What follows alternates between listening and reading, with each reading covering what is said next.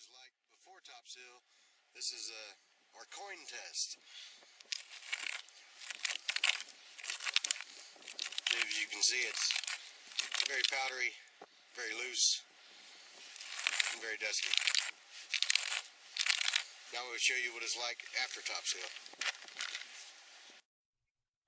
On day one, we evaluated the road and determined that a simple topsoil application would be the most efficient method for improving the roads at the Pascua-Lama project. This is based on the fact that the soil is already well compacted and will not require any deep stabilization.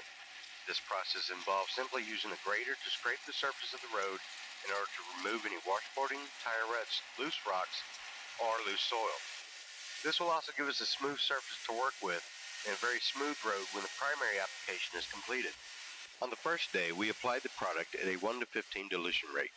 This higher rate of dilution will ensure that the material will saturate the surface of the road and not dry before it has time to penetrate the road. In normal situations, we would apply the material during the heavy traffic times of the haul road. This will improve the overall results by utilizing the heavy haul trucks to deliver the needed compaction. Being that we are without the haul truck traffic on this section of the road, we elected to utilize a steel drum roller to simulate the haul truck traffic. This did a fine job, yet nothing is as good at pushing the loose material into the road as a haul truck is. After allowing the first application to substantially dry, we finished the day with another 2 passes and continued to apply our simulated haul traffic.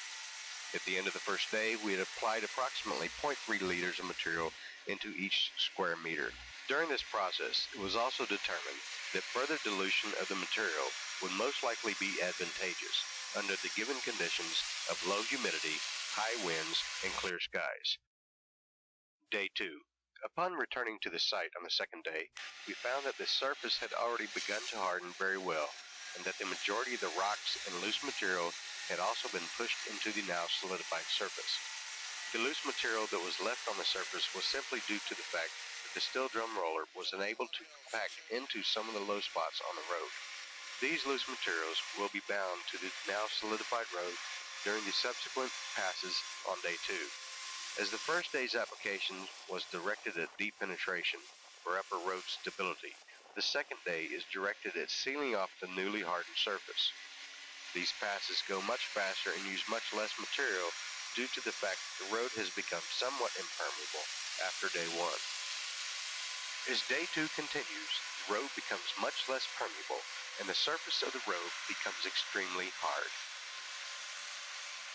By the third day, we had exceeded our objective of simply controlling the dust. The road is now hard as a rock. Not only has it become dust-free, but it has also taken on a hardness that will stop all future erosion and washboarding due to heavy traffic and excessive watering. In our final evaluation, we can conclude that the implementation of our haul road topsoil process would help the Pascua-Lama project in several areas. First, by lowering the consumption of water used for dust control by over 90%. Second, by lowering the associated water operating cost by over 90% as well. Third, by lowering the cost of road maintenance due to washboarding by over 80%. This is 2 days after applying topsoil. This is what the application does to the same road. It's now hard as a rock. No more washboarding, no more dust, no more erosion. And it will stay like this with proper maintenance forever.